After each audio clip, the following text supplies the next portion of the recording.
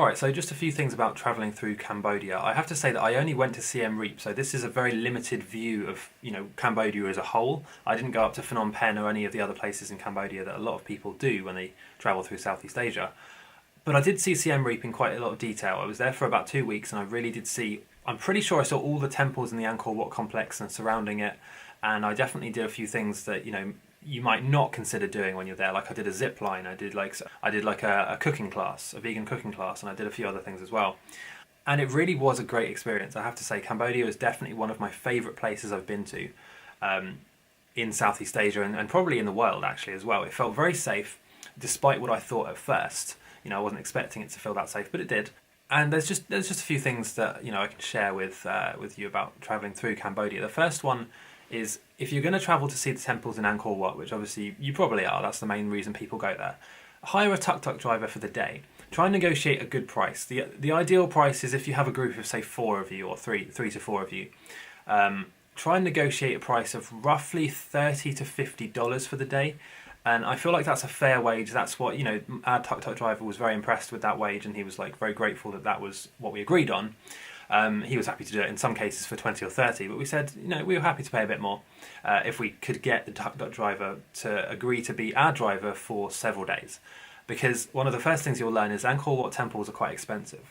You have to actually buy a multi-day pass in some cases. That's the best value, and the best way of seeing all of them. You can buy a day pass, but you just will not see all of the temples. We saw, on many days, we only saw 1 or maybe 2 temples maximum, because they're so huge. You don't realise until you get there. They really are massive. And, it can take you several hours to walk from one side to the other with just one of the temple sites. And Angkor Wat is acres and acres of different temple sites and complexes. It really is its own part of the country. It deserves a lot of respect in terms of how much time you give it to see it all properly. So yeah, negotiate with the price with the tuk-tuk driver, ideally, for a few days in a row. Make sure that they get there on time. Obviously, for some of the temples, you will need to be up quite early to see them at sunrise.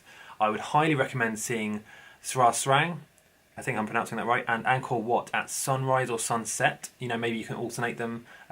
There will be people there. It is quite busy because most people go there to see it at sunrise or sunset. That being said, Angkor Wat is busy throughout the day. So yeah, definitely go and see it at sunrise or sunset. Negotiate the price with the tuk-tuk driver. And you'll find food at the temple complexes. Usually it's fairly cheap, and you'll get hailed by someone with a little menu or something that will try and pull you away from the tourist crowd and pull you into on the outskirts of the temple complexes. There are usually loads of restaurants and cafes and things set up for tourists. Obviously, they're fairly affordable. I don't remember paying any more than $5 to $6 for a meal ever. I think maybe one of the restaurants we went to one evening was quite a high class one, so we wanted to treat ourselves. But other than that, you're going to get most things for a few dollars.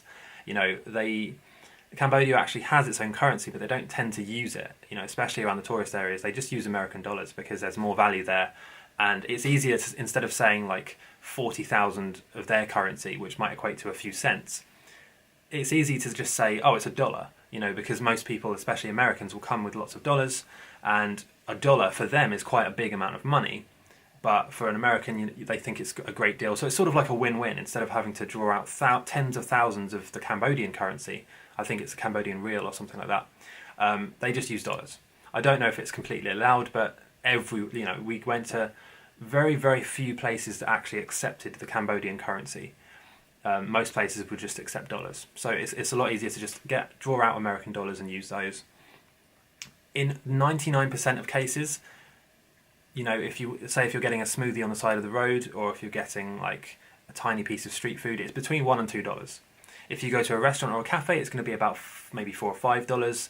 And then if you go to the more trendy, modern places, it's going to be between $6 and $10 for a dish, or for a drink and a meal, that sort of thing.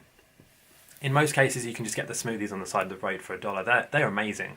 Freshly blended fruit. I think they use crushed ice in them as well. So make sure that it looks like it's a popular stand, not some sort of dirty smoothie stand. You can get ill if you consume ice that's been made from tap water.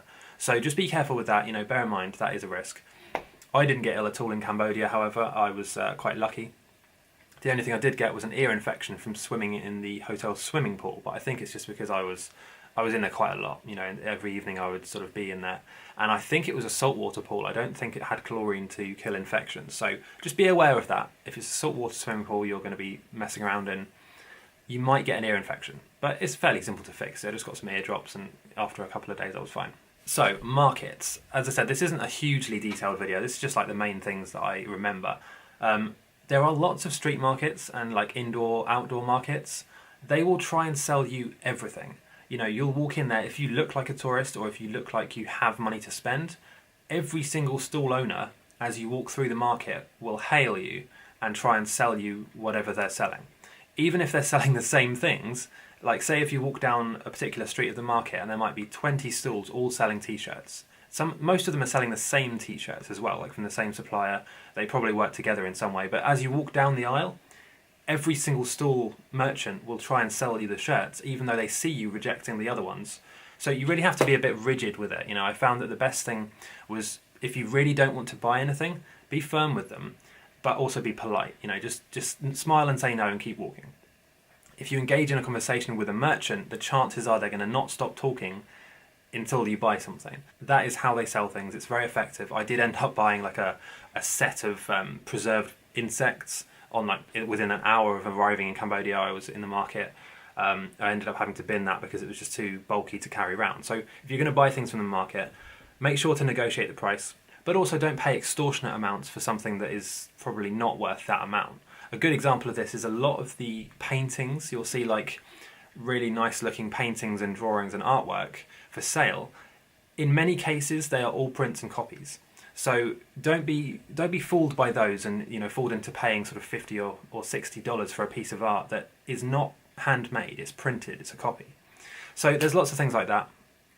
That being said, you can find like really high quality gifts and things like that in Cambodia. Just bear in mind that you have to sort of pick and choose what you buy and who you trust in terms of what they're selling. There's a lot of like fake designer brand merchants where they'll sell you what looks like a Gucci belt or something. It's not a real one. You know, if it sounds too good to be true, it is. But for most things, you know, you can just use your common sense. Now, in terms of a massage, I did get a massage while I was in Cambodia, but it wasn't quite what I was expecting. You know, for most people, if you think about a massage, you expect or you assume it's going to be like an indoor thing, maybe with some scents, some aromas, some like atmospheric music, maybe some oil or something. It wasn't quite like that. It was, you know, you walk down the market street, there'll be several masseuses who are hailing you trying to sell their massage services. We picked one, you know, we picked one that looked quite good, and it was a good massage, but it wasn't how I expected it. They didn't use oil, for example. It was done over my shirt, so it was done through the shirt, which at some points became quite uncomfortable because I had quite a scratchy shirt on. But it was a good massage, and it was only about $3 or $4 anyway, so it's so cheap compared to Western prices for massages, which can be anywhere from £20 all the way up to £300. You don't know, it depends on what service you get. So that's pretty much it, guys. Make sure to check out the temples. Angkor Wat was a highlight for me, as well as the Tomb Raider temple. I think it's called Sra Srang, and I think that's the one with the big trees sort of growing down like vines over the temple, the overgrown looking one.